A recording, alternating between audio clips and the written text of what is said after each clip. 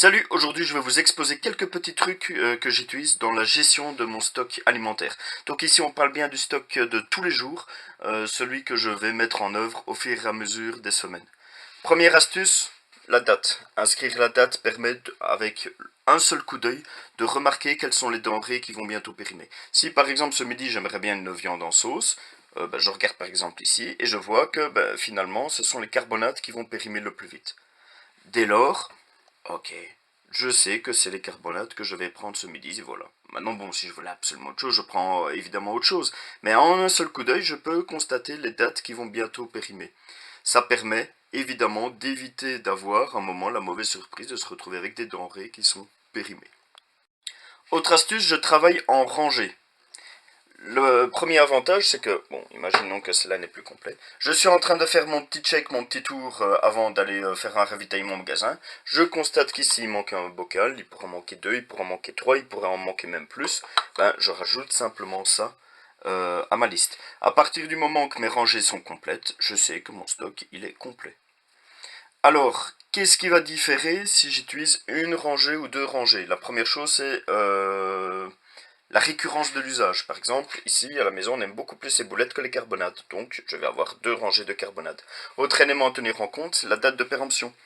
Ici, pour tout ce qui est sauce bolognaise, en tout cas cette marque-là, elle se conserve pas longtemps. Donc ça sert à rien que j'ai deux ou trois rangées de cette marque-là, de cette denrée-là.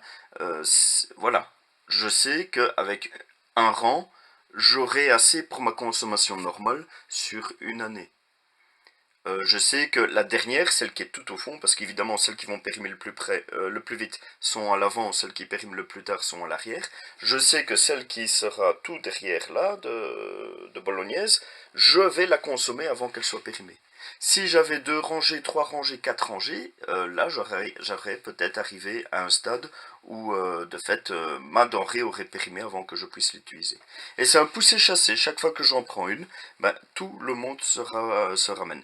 Bon, c'est un peu de chipotage, mais comme je ne fais pas les courses, comme je ne fais pas mes propres productions, parce que ici, bon, voilà, je vous montre des bocaux du commerce, c'est la même chose avec vos propres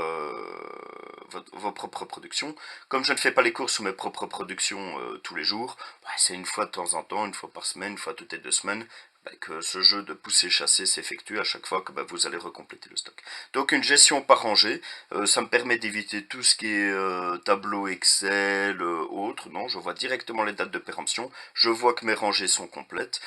Avec le temps, j'ai pu identifier, ok, ce genre de denrées, je dois avoir deux rangées, ce genre de denrées, deux rangées, les carbonades, une seule rangée, le vol au vent, une seule rangée. Avec le temps, évidemment, on s'affine. Et comme ça, en un seul coup d'œil, grâce aux dates de péremption et grâce au fait que les rangées sont complètes, je sais ce qui manque ou pas. Autre astuce, on le voit ici, j'utilise des étagères qui sont réglables. Donc les tablettes, je vais pouvoir les régler en hauteur, en espacement. Ce qui permet finalement d'avoir des compartiments où vous allez utiliser un maximum l'espace.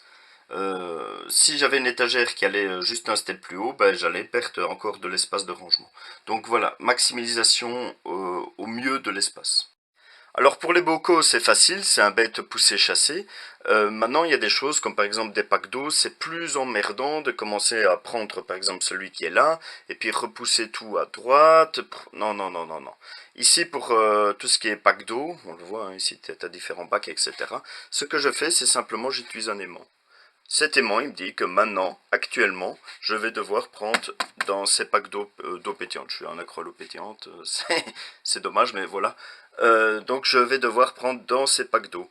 Une fois que ce pack d'eau sera vide, il sera remplacé par un nouveau pack d'eau et je vais simplement déplacer dans le sens de mes rotations l'aimant vis-à-vis du nouveau bazar. Donc finalement, si je devais tout bouger comme des bocaux, je serais amené à bouger, on le voit, hein, ici c'est toute une étagère rien qu'avec des packs d'eau presque, je serais amené à tout déplacer, que finalement, avec mon système d'aimant, je ne fais que bouger l'aimant et je ne fais que remplir une fois que c'est vide.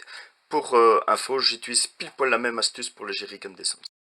Autre astuce, j'utilise ici cette petite cagette de façon à avoir, imaginez maintenant voilà, je viens de consommer un truc de cassoulet, j'ai été au magasin, j'en ai repris un, voilà, un qui part, un qui rentre, le stock est toujours complet.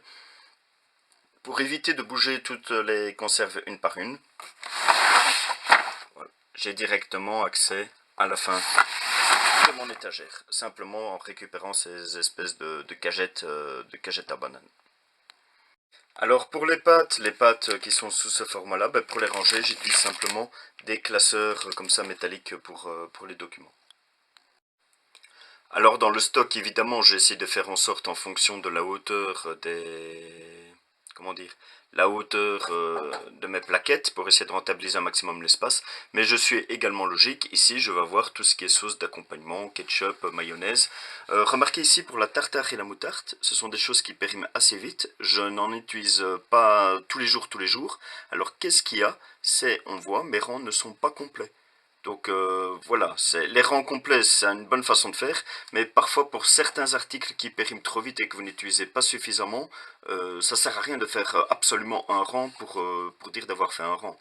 Si ici avec 3 pots de tartare j'ai assez pour l'année avant que ça périme, voilà, je me contente de 3 pots de tartare. Alors non, ce n'est pas moi qui dévalisais tous les stocks de PQ lors de la crise de la Covid. C'est simplement pour vous démontrer qu'en fait, ben voilà, je vais chaque fois utiliser un maximum la verticalité. Donc j'essaie de rentabiliser un maximum les espaces de rangement dans les étagères, mais j'essaie également de monter, je veux dire, tout ce qui est stock. Bon, ici c'est pas de l'alimentaire, c'est du PQ ou de l'essuie-tout, le plus haut possible dans la pièce pour vraiment rentabiliser l'espace de stockage disponible. Alors pour tout ce qui est production fait maison, évidemment vous n'avez pas de date de péremption, c'est difficile à estimer. Donc ce que je fais simplement, j'inscris la date de fabrication, de mise en pot des différents éléments. Alors ce stock au quotidien se fait également avec un autre stock, on va dire un stock d'urgence, un stock de denrées qui sont non périssables, qui eux vont pouvoir servir dans 10 ans, dans 15 ans si nécessaire. Bah, ici par exemple c'est une boîte que je suis en train de remplir de pots de sel. Ça va également intégrer les stocks, c'est géré évidemment tout à fait différemment puisque ce sont des denrées qui ne sont pas facilement périssables. Alors parfois vous allez avoir des promotions. Ici par exemple, ben voilà la mayonnaise. Il fallait peut-être que j'achète qu'un seul pot de mayonnaise pour compléter mes rangées. Mais là, voilà, le pot était, je veux dire, en promotion. Donc finalement j'en ai pris deux. Ben, qu'est-ce qui se passe? J'ai un petit espace ici où je mets en fait toutes les denrées qui dépassent de mes rangées initialement prévues. Bon, il n'y en a jamais énormément, mais voilà, ça me permet de ne pas avoir un système trop rigide et de pouvoir aussi profiter de réductions, par exemple.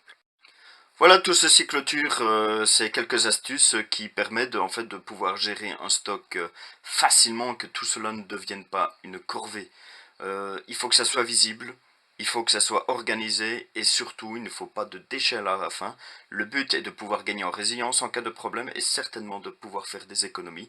La meilleure des économies, c'est certainement ne pas devoir jeter quelque chose qui ne serait plus devenu bon à consommer. Merci pour votre attention, n'hésitez pas à vous abonner et bonne journée à tous.